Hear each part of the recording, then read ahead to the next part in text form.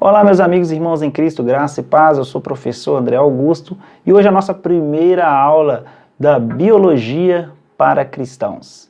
Conforme foi prometido, a gente fez uma playlist de Biologia para Cristãos, justamente para você que está aí estudando Biologia no ensino médio ou talvez já está na faculdade, mas você está sendo bombardeado e você não está gostando do método que o seu professor está te passando a biologia, te passando toda esta teoria. Hoje eu vou fazer este vídeo para você, vou explicar um pouco, a nossa aula hoje é a introdução à biologia. Entretanto, nós não vamos, lógico, deixar de ensinar aquilo que os nossos livros já estão aí lotados, muitas teorias. Nós vamos explicar todas as teorias para vocês. Entretanto, também teremos um momento neste final deste vídeo que vamos chamar de Pensando Fora da Caixa. E é nesta oportunidade que eu quero mostrar para vocês uma outra visão do mundo. Quero que vocês enxerguem todas as características, todas as possibilidades, tudo isso que nós temos no nosso planeta, nós temos na nossa Terra, nós temos no ambiente, na biosfera, no ecossistema.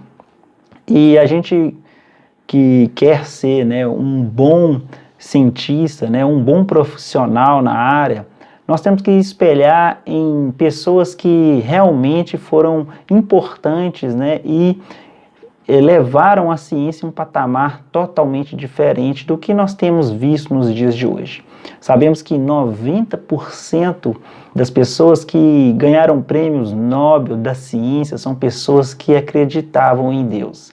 Então, são pessoas que não perderam tempo tentando descobrir algo que para eles já era evidente. A criação por um Deus, a criação por um arquiteto, um design inteligente. Então, hoje a nossa primeira aula é a aula de introdução à biologia. Então, nós vamos abrir aqui agora a nossa tela. E vocês estão vendo aí a tela de introdução à biologia, várias figuras de tudo aquilo que a gente vai aprender. Este slide, eu peguei ele de um site de biologia, então vou deixar os créditos, o pessoal do Planeta Biologia. Então, o índice aqui nós vamos falar sobre a ciência e o método científico, vamos falar sobre a biologia e a vida, vamos falar sobre os seres vivos e níveis de organização, seres vivos e energia, seres vivos e reprodução e seres vivos e evolução. Também vamos falar. Então vamos lá, pessoal. A ciência é a experiência humana examinada e verificada que produz conhecimento. Aqui vocês estão vendo aí, uma galinha que está aí ciscando no chão. Então, como é o método científico? Quais são as etapas? A primeira etapa é a observação de um fato. As galinhas, alimentadas com arroz polido, desenvolvem, beriberi. É uma certa doença. Então, a segunda etapa é a formulação de uma pergunta. Por que as galinhas ficaram doentes? A terceira etapa, a criação de uma hipótese. Alguma substância existe no arroz, como com casca, previne esse beriberi, ou beriberi, como alguns também dizem. Então tem aí a outra etapa, que é o que? A realização de experimento controlado, um grupo de controle, galinhas alimentadas com arroz com casca, grupo experimental, e galinhas alimentadas com arroz polido. Então a ciência ela se faz dessa forma, a gente tem que variar alguns métodos, variar algumas constantes para que a gente possa perceber se algo é fundamental para o acontecimento, no caso desta doença. A outra etapa é qual? É a comparação dos resultados. A galinha do grupo experimental se desenvolveram a doença ou a do outro grupo de controle se também desenvolveu ou não. Então a conclusão é que a casca do arroz contém uma substância capaz de prevenir o beriberi Ou seja, a hipótese está correta. Então, esta casca, né, do arroz, ela previne contra esta doença. Então, é desta forma que acontece o método científico, com dados. Precisamos de dados, precisamos de evidências para poder concluir se realmente algo é exato, é eficiente ou não. Então, a biologia, a vida. O que é o ser vivo, né? A vida, tal como o calor, não é uma coisa ou um fluido. O que observamos são alguns conjuntos inusitados de objetos, separados do resto do mundo por certas propriedades peculiares, como o crescimento, a reprodução e modos especiais de lidar com a energia. A esses objetos escolhemos chamar seres vivos. Esta foi a forma em que Robert Morrison, um escocês, quis conceituar, quis explicar o que é um ser vivo. Então, como é a unidade da vida? Então, nós temos aí a composição química, né, principal, aí, a água, proteína e ácidos nucleicos. E aí nós também temos a organização celular, que é o que? A membrana limitante, né, a gelatina fluida e o material genético. E temos o metabolismo, que também, né, faz parte aí da unidade da vida. O que é o metabolismo? Reações químicas que ocorrem de um ser vivo, envolvendo a obtenção e a liberação da energia, a formação, o desenvolvimento, a manutenção e a renovação dos componentes celulares. Então, a unidade da vida é justamente, né, esses três compostos, a composição química, a organização celular e o metabolismo, que é a reação química. A unidade da vida também ela tem uma correlação, né, entre forma e função. Aqui nós vemos folhas, e essas folhas são lâminas geralmente verdes e achatadas que se dispõem ao longo dos ramos das plantas, captando luz utilizada, né, na fotossíntese. Então as plantas, essas folhas dessas plantas, elas estão neste formato, né, para poder colaborar, né, com a captação da luz, né, e a utilização aí da fotossíntese. A unidade da vida também está ligada à excitabilidade e movimento. Então nós vemos aí, né, um inseto sendo capturado por essa língua comprida aí do camaleão, né, que recolhe a sua refeição. Então, né, na unidade da vida nós temos este movimento, né, essa excitabilidade, que também faz parte da unidade da vida. E também a unidade da vida tem a reprodução e o desenvolvimento, né, dos animais para poder, né, manter a espécie. Temos também a evolução e adaptação, como eu disse para vocês, eu deixei até grifadinho aqui, tá, pessoal, de vermelho, porque nós vamos falar disso ao final da nossa aula. Vamos marcar para a gente falar um pouco sobre evolução. E adaptação, então nós temos aqui uma raposa do Ártico, que tem uma espessa camada de pelos que a protege do frio intenso, que a teoria da evolução diz que eles evoluíram para esta condição. E depois nós vamos falar sobre essa situação. Então vamos lá para a diversidade da vida. Então nós vemos aqui, a vida na Terra depende da energia da luz solar e da reciclagem da matéria. Então nós vemos aqui o Sol, né, lançando os seus raios sobre as plantas, e aí a planta, ela gera alimento para os animais, né, que são os consumidores, e os consumidores, né, após o alimento, né, eles produzem resíduos, e também alguns morrem e geram, né, cadáveres. Então aí o que acontece? Esses resíduos e esses cadáveres precisam, né, ser decompostos, e aí nós temos os decompositores.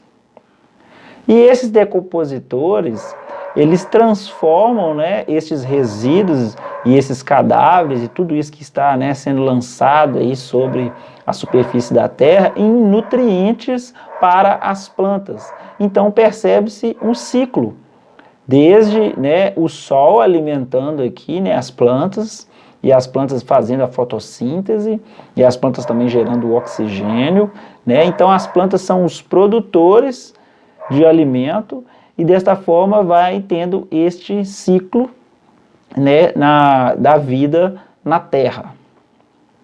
E então os seres vivos, eles têm, né, os seus níveis de organização. Então a gente percebe aqui que desde os primeiros átomos, as primeiras moléculas, e aí ela se torna, né, uma célula, né, e essa célula um tecido, e esse tecido um osso, e esse osso o sistema esquelético, e do sistema esquelético o organismo, no caso aqui o lobo, e depois nós temos uma população que é o que?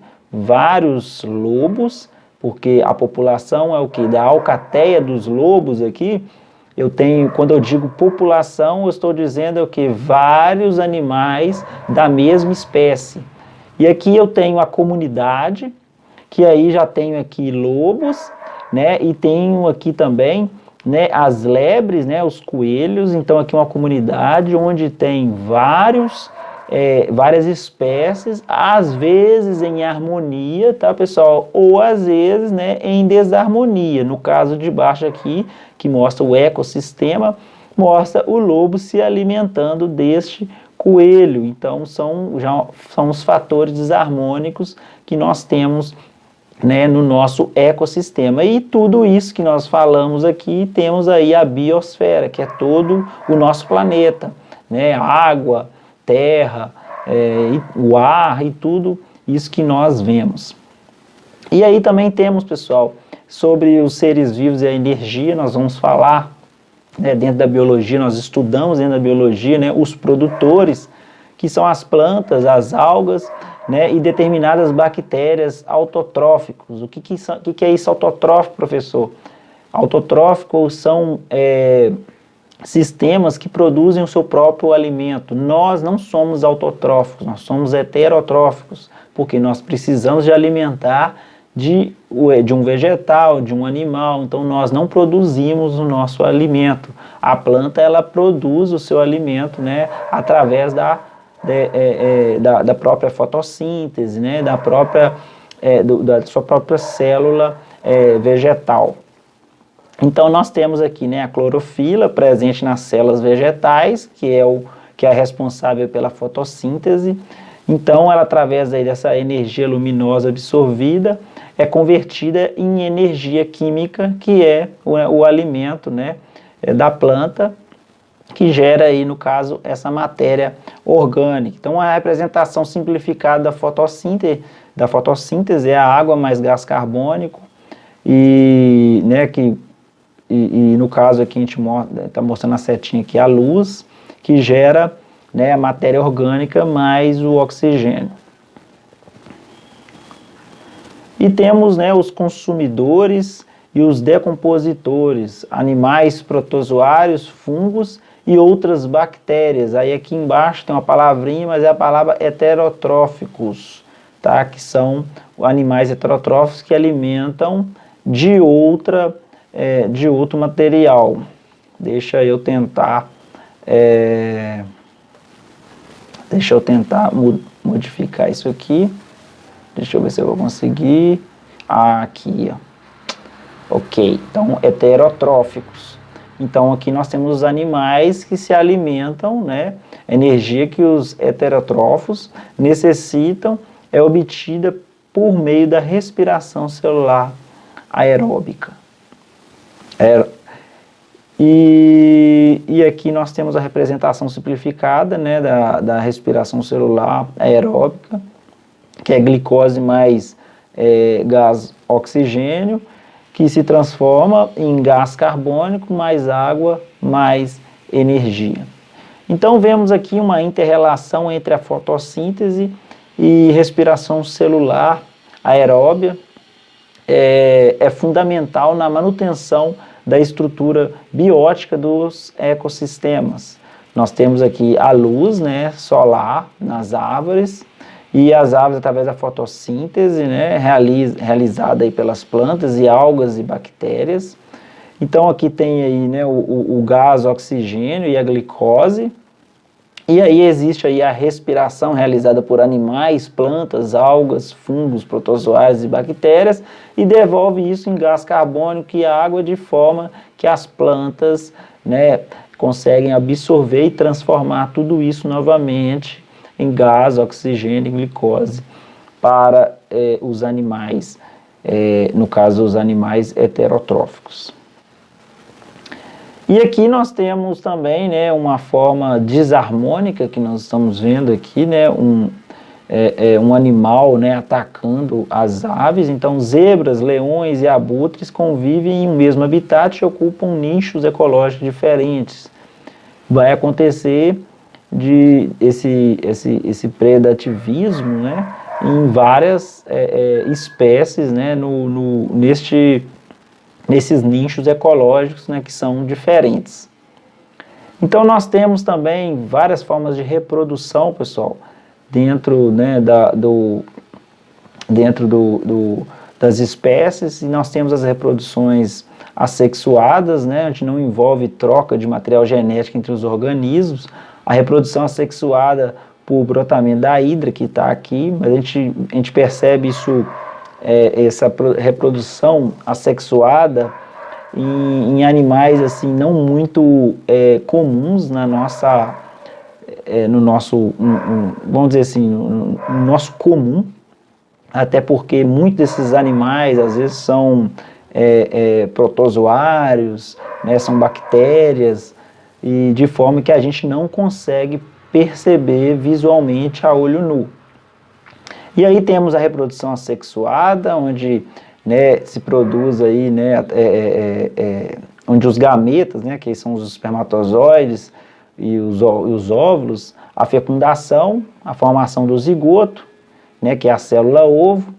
Então há aqui um intercâmbio de material genético entre os organismos e a variabilidade genética.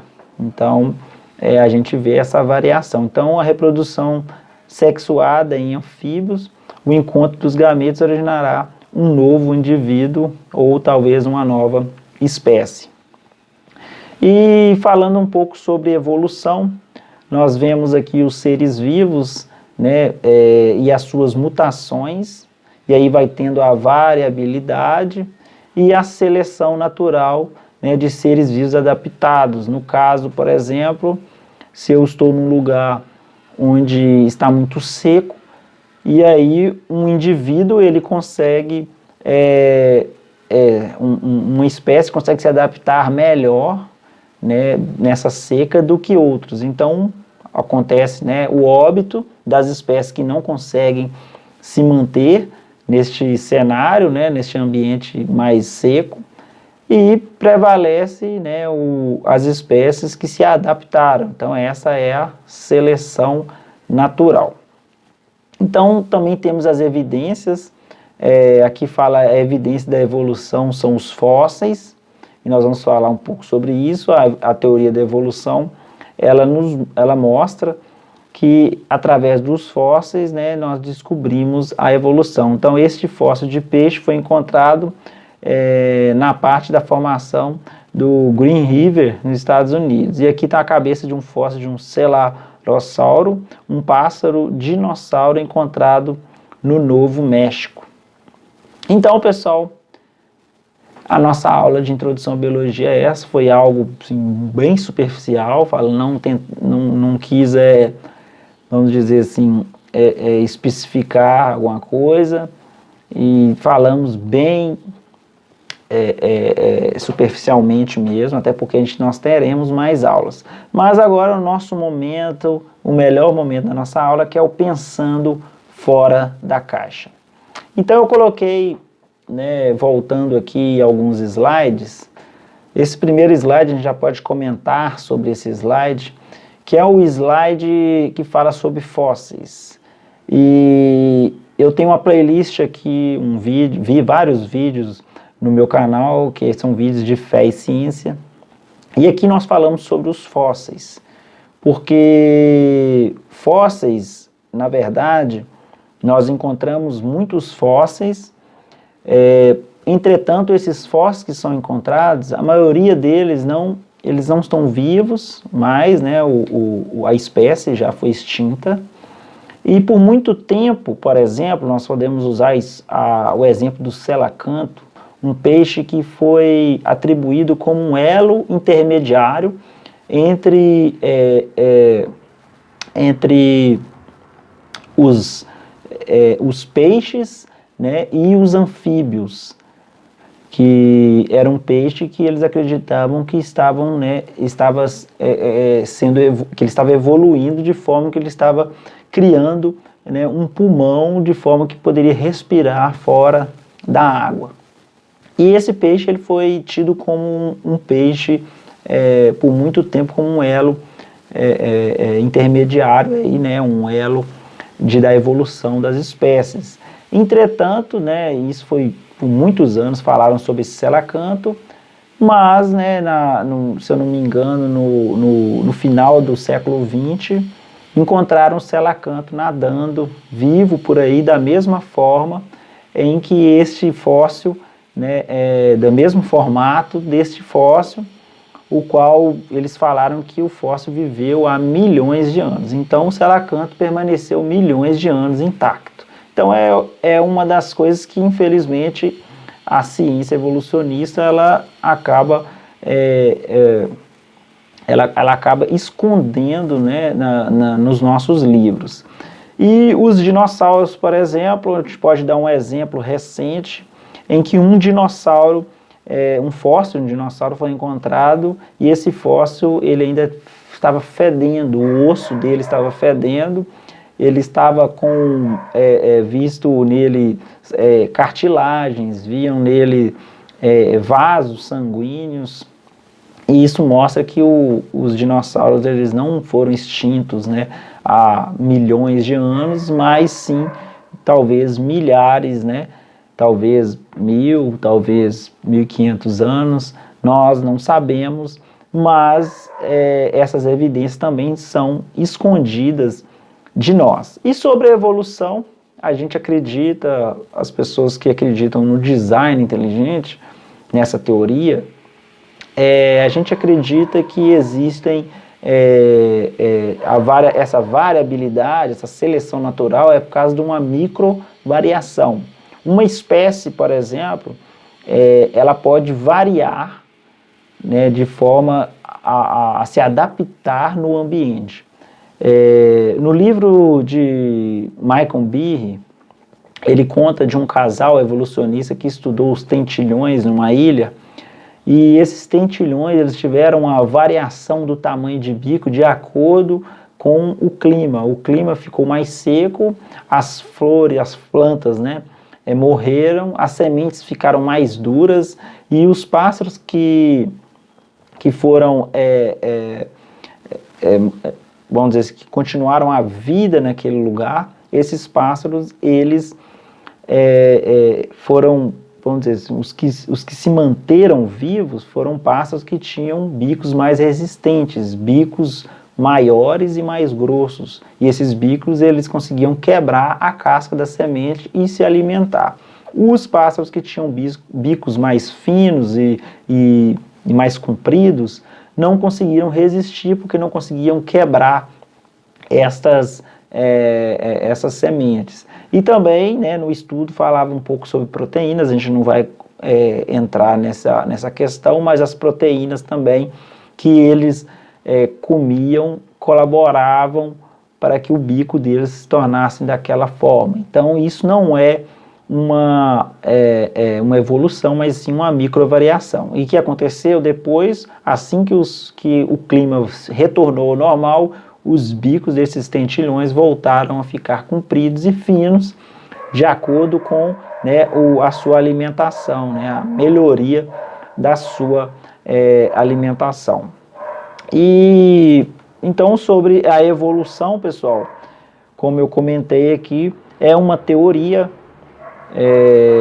que a ciência hoje ela deposita todas as suas fichas, até porque a ciência hoje ela praticamente se tornou também uma religião, porque os dados, né, os dados que hoje todo o corpo científico apresenta para as pessoas são dados pressupostos, nunca são dados absolutos, né, dados exatos, são sempre dados pressupostos e sempre procurando, né, uma resposta para essa crise existencial. Então, para eles, pode qualquer coisa menos que alguém criou todas as coisas. E nós sabemos que desde Sócrates, né, um dos maiores pensadores, ele falava que só sei que de nada sei. Eu acho que este é o princípio de todo cientista, esgotar as opções, esgotar as pesquisas, desde que você não tenha nenhum dogma venha a pesar, né, o resultado da sua pesquisa. Então, pessoal, a nossa aula de Introdução à Biologia finalizou agora e espero que os próximos vídeos que nós vamos falar, né, sobre zoologia, sobre vertebrados, sobre invertebrados, vamos falar sobre anatomia, sobre citologia, né, falar sobre as células, e nós vamos sempre, né, estar trazendo para vocês uma luz diferente do que a ciência evolucionista tem trago para vocês. Mas gosto de dizer que vocês precisam de estudar os dois lados, até porque vocês precisam formar. E até que haja uma evolução de verdade, né, na nossa ciência, que a nossa ciência evolua ao ponto de entender que o nosso mundo é um mundo que não surgiu do nada, né, de ações não guiadas, então nós precisamos de ser aprovados nas nossas provas. Então precisamos saber como é a evolução, mas também precisamos pensar fora da caixa, tá? Espero que vocês tenham gostado da nossa aula e até a próxima aula. Deixa aí o seu like, se inscreve no nosso canal e compartilha os nossos vídeos aí com os seus amigos, estudantes, colegas de sala, cristãos ou quem sabe também não cristãos. Que Deus abençoe a sua vida.